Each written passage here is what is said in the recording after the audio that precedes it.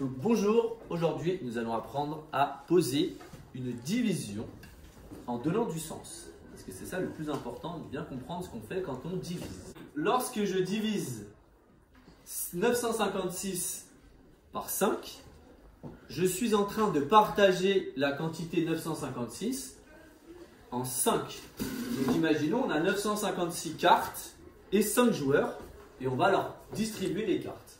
Donc je vais représenter mes 5 joueurs comme ceci.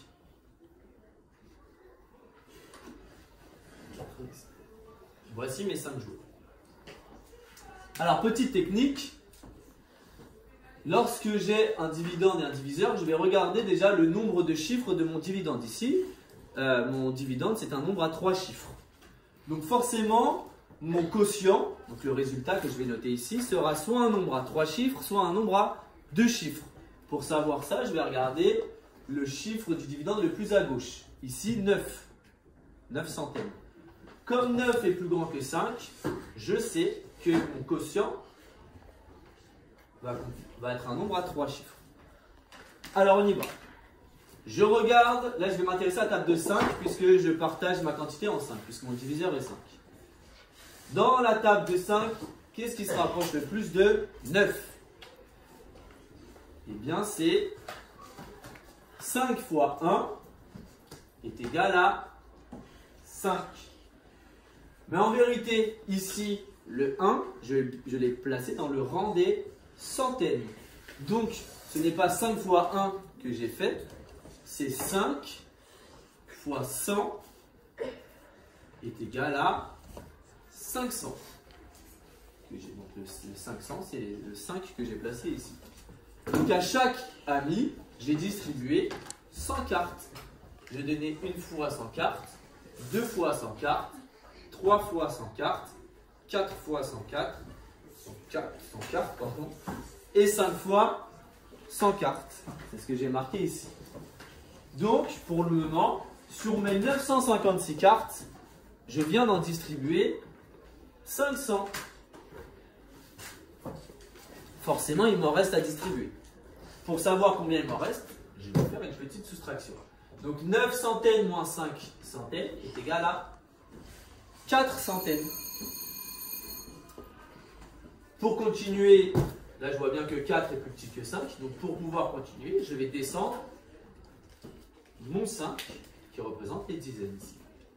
Et donc, j'arrive avec 45. D'accord? 45. Dans la table de 5, je sais que 5 fois 9 est égal à 45. Ici, le 9, il est dans le rang des dizaines. Donc finalement, ce n'est pas 5 fois 9 que j'ai fait, c'est 5 fois 9 dizaines, c'est-à-dire 5 fois 90 est égal à 450. Donc ici, j'ai donné à chacun de mes amis 90 cartes. Donc, une fois 90, 2 fois 90, 3 fois 90, 4 fois 90 et 5 fois 90. 45 moins 45, évidemment, ça fait 0.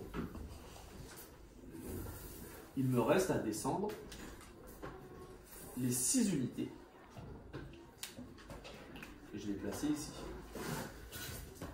Dans la table de 5, qu'est-ce qui se rapproche le plus de 6? Donc c'est 5 fois 1 égale 5. Donc je viens de faire 5 fois 1 est égal à 5. Donc je place, j'ai donné une carte, une carte, une carte, une carte et une carte. 6 moins 5 c'est égal à 1. Il me reste une carte, j'ai 5 amis. Je ne peux pas couper cette carte en 5. Ce ne serait pas logique, même si on pourrait faire une fraction de la carte, mais ça va abîmer notre jeu de cartes. Donc ça, je vais appeler le 1 qui est ici, je vais appeler cette quantité le reste. C'est ce qu'il me reste que je ne peux pas partager. Le reste doit toujours être plus petit que le diviseur. Et ici, mon résultat, c'est ce que je vais appeler le quotient. Donc maintenant, vérifions. On vérifie.